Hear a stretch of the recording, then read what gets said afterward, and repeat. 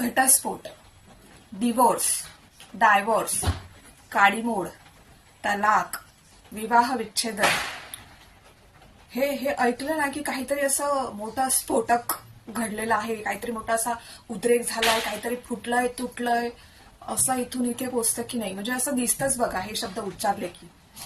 तर तुम्ही म्हणाल ही ह्याचा आणि ज्योतिषशास्त्राचा काय संबंध? तर हो आहे. तुमच्या कुंडलीत घटस्फोटाचा योग आहे की नाही हे ज्योतिषशास्त्र सांगतं, अचूक सांगतं. तर ज्योतिषशास्त्रामध्ये विवाह कुंडलीत तुमचं 7वं स्थान, 7मं स्थान किंवा 7वं घर आणि त्याचे स्वामी आणि शुक्र या ग्रहाचा विचार केला जातो. या घरांवर आणि ग्रहांवर मंगळ, सूर्य, राहू, केतू या ग्रहांचा, या पापग्रहांचा प्रभाव असल्यास या समस्या वाढू शकतात. दुसरे, 6वे, 8वे आणि 12वे घर देखील या समस्यांसाठी पाहिले जातात. या घरांमध्ये सप्तमेश किंवा इतर ग्रहांचे स्थान असल्यास घटस्फोटाचे योग वाढू शकतात असे मानले जाते. परत मंगळ दोष हाही एक त्याचा महत्वाचा भाग मानला जातो.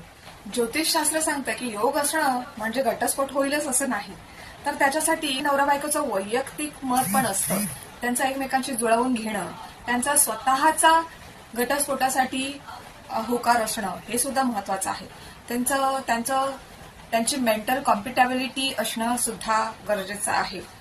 तर तुमच्या घरात जर असे काही क्लेश होत असतील की नाही, पटतच नाहीये, काही म्हणजे नवरा बायकोंचं एकाचं तोंड पूर्वेला तर एकाचं पश्चिमेला असं असेल, तर तुमची कुंडली बघा, तपासून घ्या की त्याच्यात घटस्फोटाचा योग आहे का.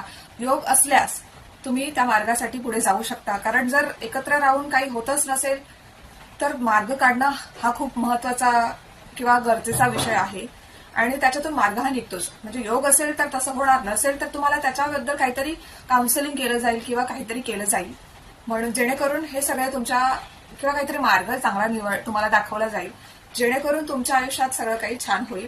आणि त्याच्यासाठी गाईड, मार्गदर्शक यांच्याशिवाय योग्य मार्गदर्शन तुम्हाला करणारं दुसरं कोणीच मिळणार नाही.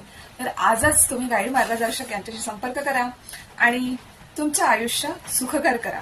धन्यवाद. माहिती आवडल्यास इतरांना पाठवा, म्हणजे जेणेकरून त्यांच्या आयुष्यात पण सुख समृद्धी येईल.